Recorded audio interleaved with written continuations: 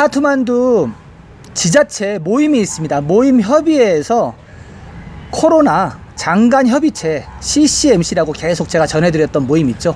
그 모임에다가 더 쌓인 띠아르, 그러니까 띠아르 명절이 끝나고 대략 민간에서 띠아르 명절이 11월 20일쯤 끝납니다. 띠아르 명절이 끝나고 다시 럭다운을 걸 필요가 있다고 다시 한번 건의를 하고 나섰습니다. 잘못하면은 다시 예전처럼 럭다운이 될 수도 있을 것 같습니다. 안녕하십니까, 자TV 시청자 여러분, 카트만두에서 최일수 인사드립니다. 11월 12일 목요일 네팔 소식 전하는 시간 갖도록 하겠습니다. 먼저 코로나 브리핑 먼저 해드리겠습니다. 11월 12일 목요일 24시간 동안 총 1913명의 신규 확진자가 뜨면서 지금 누적 네팔 확진자 수는 20만 4,242명이고요. 하루 확진율은 19.08%, 확진율은 낮았습니다. 카트만두 보겠습니다. 카트만두 같은 경우 하루 동안 973명, 또다시 한번 1000명 밑으로 떨어졌습니다. 지금 워낙 PCR 테스트가 적다 보니까 이런 상황이 벌어지는 것 같습니다. 그래서 지금 현재 카트만두 누적 코비드-19 환자 수는 96,009명입니다. 9명이고, 세세하게 보겠습니다. 카트만두 디스트릭트가 764명으로 가장 많고요. 박타푸르가 83명, 랄리푸르가 126명입니다. 네팔 전체 확진자의 50.86%는 카트만두 밸리에서 나왔습니다. 항상 이 수준인 것 같아요. 이 정도면 적게 나온 거죠. 그쵸? 많이 나오면 거의 한 54%까지 나왔으니까요. 카트만두하고 카스키 활성 사례 체크해 보겠습니다. 카트만두 디스트릭트가 17,045명, 박타푸르가 1292명, 랄리푸르가 2512명입니다. 어제보다 96명이 줄었습니다. 2849명, 신규 확진자가 적다 보니까 확진자가 실질적인 활성 사례가 줄어든 것으로 그렇게 보입니다. 2849명이고요. 전체 네팔 확진자의 53.82% 카트만두 밸리에 있습니다. 포카라가 속해 있는 카스키도 약간 빠졌습니다. 30명이 빠지면서 1568명이고요. 그리고 500명 이상 활성화 케이스 다시 13개 디스트릭트로 줄어들었습니다. 이게 올라갔다 내려갔다 그러네요. 13개 지방 보겠습니다. 자파, 모랑, 순서리, 카트만두, 박타푸르, 랄리푸르, 치투안, 카브레, 카스키, 노알버르시 웨스트, 당, 루판더이, 꺼일라리, 요렇게 13개 디스트릭트 같은 경우는 500명 이상 활성화 케이스를 보이고 있는 디스트릭트고요. 그리고 머낭 디스트릭트 하나만 지금 활성화 사례가 제로입니다. 그래서 머낭 디스트릭트 들어가시려면 지금도 PCR 테스트 음성 보고서가 필요한 지역입니다. 사망자 보겠습니다. 사망자 15명이 나왔네요. 15명이 나오면서 누적 사망자는 1189명이고요. 지금 현재 사망률은 0.58% 되겠습니다. 전체적인 네팔 활성화 케이스 보겠습니다. 전체적인 네팔 활성화 케이스가 38,461건, 어제보다 451건이 줄었습니다. 451건이 줄었고, 집에서 격리받는 사람이 29,384명입니다. 그래서 시설에서 격리받는 사람들도 조금 줄었습니다. 병원이나 시설에 있는 사람이 9,077명이네요. 9,077명이고, 이 9,077명 중에서 중증 환자 보겠습니다. ICU, 집중치료실에 들어가 있는 사람 어제보다 9명이 줄었습니다. 9명이 줄으면서 373명. 인공호흡기도 8명이 줄었어요. 8명이 줄이면서 87명이 되겠습니다. 대부분의 사망자는 여기에서 나온다, 이렇게 계속 말씀을 드리고요. 완치자가 2,349명이 나왔네요.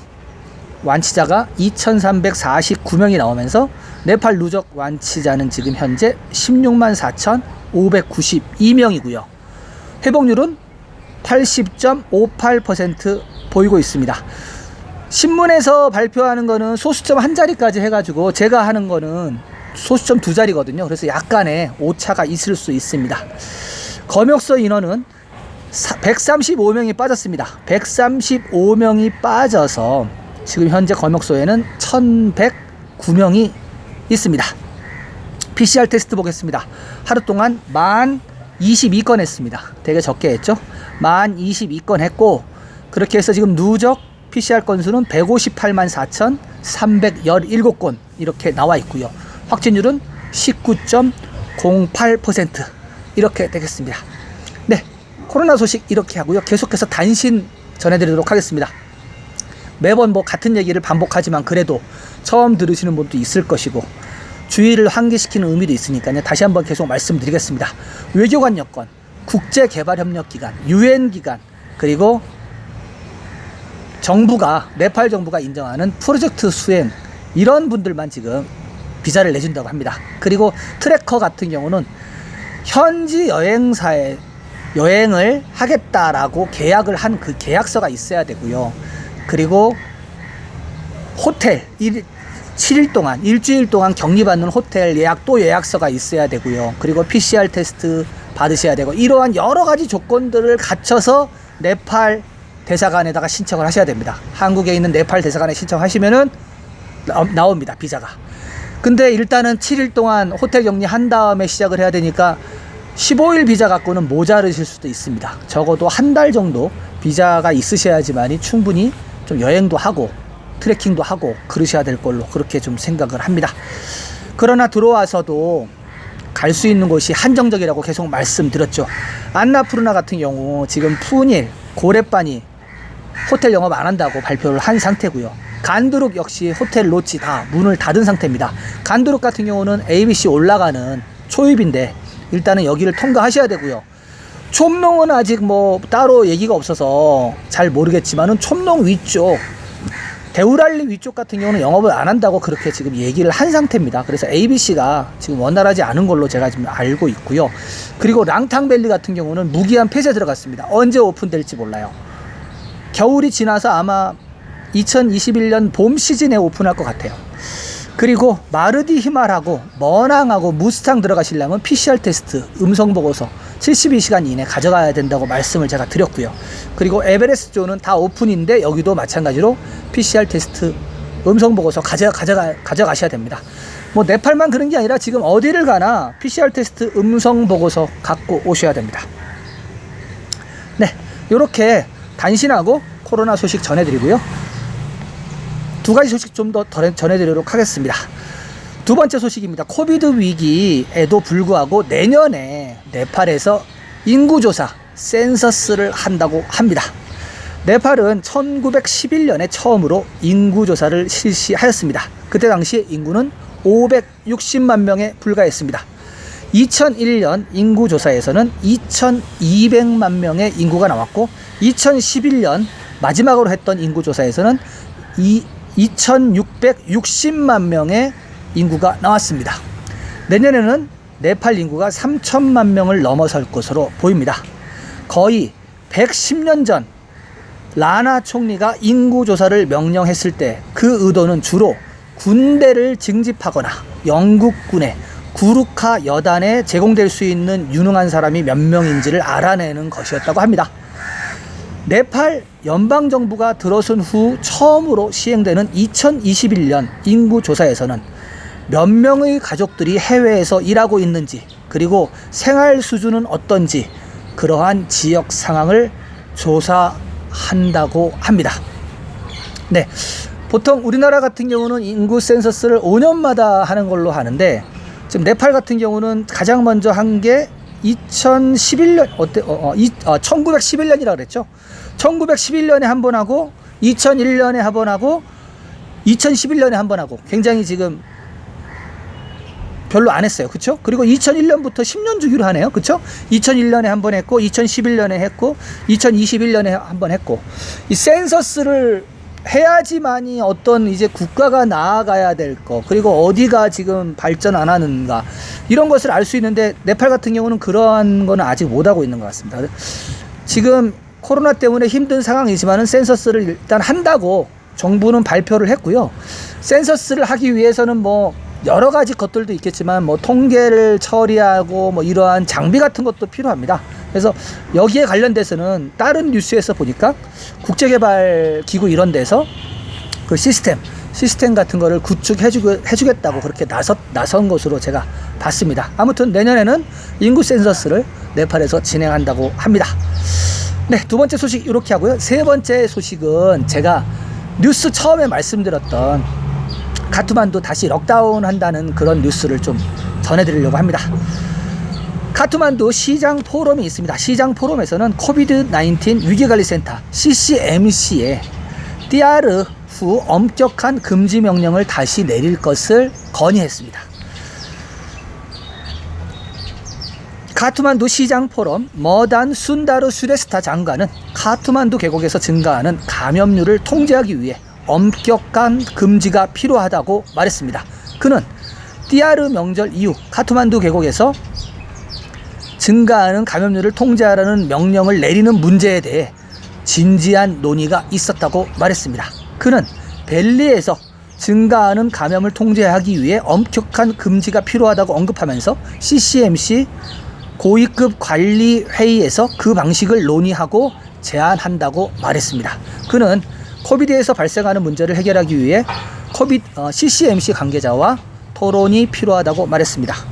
그는 역시 전염병을 통제하기 위해 지역 수준과 연방정부 간의 조정 부족으로 인해 문제를 악화시킬 위험이 있다고 말하면서 회의에서는 포커렐 부총리, 람바하두르 타파 내무부 장관, 그리고 버누 박타 다칼 보건부 장관은 협의를 통해서 카트만두 밸리가 앞으로 어떻게 해야 될지, 그리고 어떻게 통제를 할지 논의를 했다고 밝혔습니다. CCMC는 전국 감염 사례의 약 53%가 카트만두 계곡에 있다고 밝혔고, 공급 체계를 보다 용이하게 하고 2차 코로나 확산 방지를 위한 효과적인 노력, 지역사회의 동원, 벨리 내의 코로나의 영향을 줄이기 위해 벨리 내 여러 검문소에 건강 데스크를 두는 문제도 회의에서 제기되었다고 합니다. 또한 지역 차원의 효과적인 대중 인식 작업과 지역 차원의 동원 및 방문 프로그램 실시에 대한 토론을 진행했다고 밝혔습니다. 시장 포럼 머단 순다르 슈레스타 장관은 또한 카트만두 계곡에서 증가하는 감염률을 통제하기 위해서는 엄격한 금지가 필요하다고 다시 한번 언급하였습니다. 그는 코비드에서 발생하는 문제를 해결하기 위해 CCMC 관계자와 토론을 진행했다고 말하면서 전염병을 통제하기 위해 지역 수준과 연방정부 간의 조정 부족으로 인해 문제를 악화시킬 위험이 있다고 말했습니다. 마찬가지로 코로나 감염의 사망률을 줄이고 가능한 한 무증상 환자들은 집에서 격리하고 중증 환자들은 병원으로 옮기고 모든 지역 수준에서 조정하는 것에 논의를 했다고 슈레스타 장관은 말했습니다. 네, 핵심은 이거네요. 일단은 카트만두 밸리 안에 지자체가 여러 개가 있는데 거기 있는 장관 협의체에서 전체 네팔 CCMC 고위급 장관 그 협의체 거기에다가 카트만두 밸리를 다시 럭다운하는 게 어떻겠느냐라는 신문이 공식적으로 어저께 나왔습니다.